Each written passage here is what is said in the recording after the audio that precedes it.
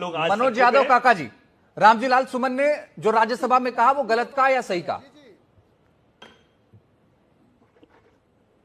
रामजी लाल सुमन ने जो देश के राज्यसभा में कहा, सर्वोच्च सदन में कहा, उन्होंने साफ साफ कहा कि अगर हमारी बातों से उन्होंने तथ्य प्रस्तुत करा था, और तथ्य यही है। आप चाहे इरफान हबीब को पढ़िए, चाहे बहुत सारे ऐतिहासिक साक्ष्य यही बताते हैं। एक संदर्भ उन्होंने लिया और उन्होंने कहा कि अगर हमारी बात से किसी को कोई तकलीफ पहुंची है, उनको पढ़िए ना, आप भारतीय इतिहासकारों को पढ़िए ना। बाबरनामा को क्यों पढ़ना चाहते हैं? समझ नहीं आ रहा। इसके बाद अपनी बात इरफान हबीब की क्यों बात होती है, इसको ये समझ नहीं आ रहा। आप तय करोगे, अजी आप तय करोगे, तय करेंगे। इंडियन हिस्टोरिकल जो इंडियन हिस्टोरियन तय करेंगे, इंडियन इतिहासकार तय करेंगे, भारतीय इतिहासकार तय करेंगे।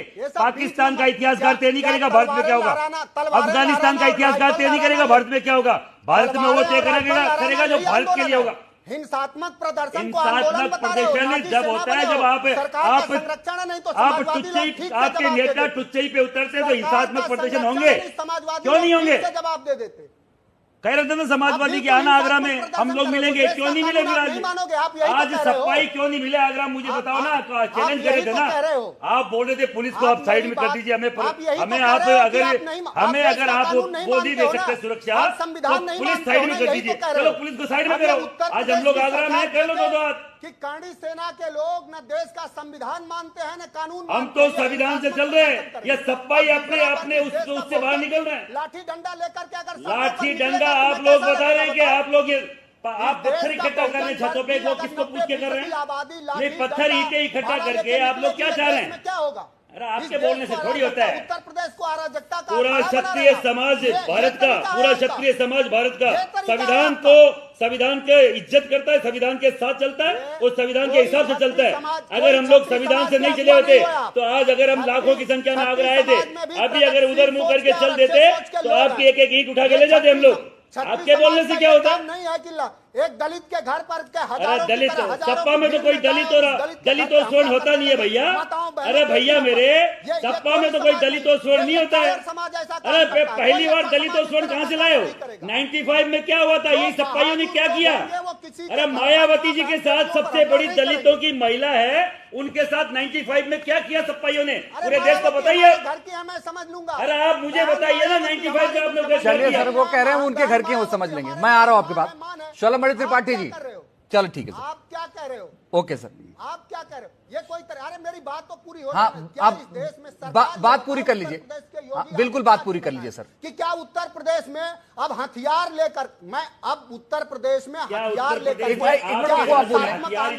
मैं एक रिक्वेस्ट है, वो बोलने फिर आप बोल लीजिए। बनारस में एक बेटी के साथ 23 दरिंदों ने दरिंदगी करी, वहां पुलिस नहीं रोक पाई। वो पुलिस इस तरह के हिंसा करने वाले लोगों को कहां रोक पाएगी? क्या इस देश में अगर दूसरे भी बहुजन वर्ग के लोग इस देश में बहुजनों के सबसे महत्वपूर्ण प्रतिनिधि हैं अखिलेश यादव, अगर वो कह रहे हैं कि इस देश में किसी भी बहुजन और दलित के साथ कोई अत्याचार होगा, हम खड़े रहेंगे, तो क्या बुराई है? बिल्कुल खड़े रहेंगे समाजवादी लोग। और लेकिन हम हिंसात्मक किसी भी तरह नहीं, मुझे मनोज यादव काका जी, मैं एक सवाल आपसे पूछ रहा हूं। आदित्यनाथ जी, अब लोगों को आप इसको मनोज जी मुझे एक चीज बताइए ना, मैं बड़ा सीधा सा सवाल कर रहा हूं। 4 सवाल पूछे। मैं कह रहा हूं कि अगर इतनी बड़ी बात तो है नहीं भाई, अगर उन्होंने, आप खुद कह रहे हैं कि उन्होंने राज्यसभा में कहा कि ठीक किसी को हाथ पहुंची तो भाई ठीक है, गलत हो गया, राज्यसभा से कार्रवाई को उस कार्रवाई को हटा भी दिया गया। मेरा सवाल यह है कि भाई कह देते भाई माफ करो, गलती को खत्म करो ना, क्यों बवाल बढ़ा? किस तरह के आपको मैं तथ्य बता रहा हूं, तथ्य। आपको बहुत अच्छा सवाल किया आपने, मैं आपको तथ्य बता रहा हूं। हाँ। रामजी लाल सुमन के बाद 4 सांसदों ने और देश के गृह मंत्री ने 2 घंटे भाषण दिए। आप सदन की कार्रवाई निकाल के देखिए, और 2 घंटे भाषण देने में भी एक बार भी देश के गृह मंत्री ने उस पर आपत्ति नहीं जताई। तो और कौन लोग हैं? इस देश की सुरक्षा किसके हाथों में है? देश के गृह मंत्री के हाथ में है कि इस तरह के हिंसात्मक आंदोलन करने वाले? ठीक है, मैं समझ गया। देश के गृह मंत्री ने उसके बाद भाषण दिया 2 घंटे, ये तथ्य है। आप फैक्ट चेक करिए। 4 बीजेपी के सांसदों ने भाषण दिया, होंगे आप लोग, लेकिन ये सप्पाई होंगे गुंडे। करणी सेना को अराजक तक तो बोलने से पहले जबान संभालिए थोड़ी अपना। और सुनिए यादव जी, जबान संभालिए। बहुजनों पर जब बहुजन और वो बाद में करिएगा, पहले जबान संभाल के बात कीजिए।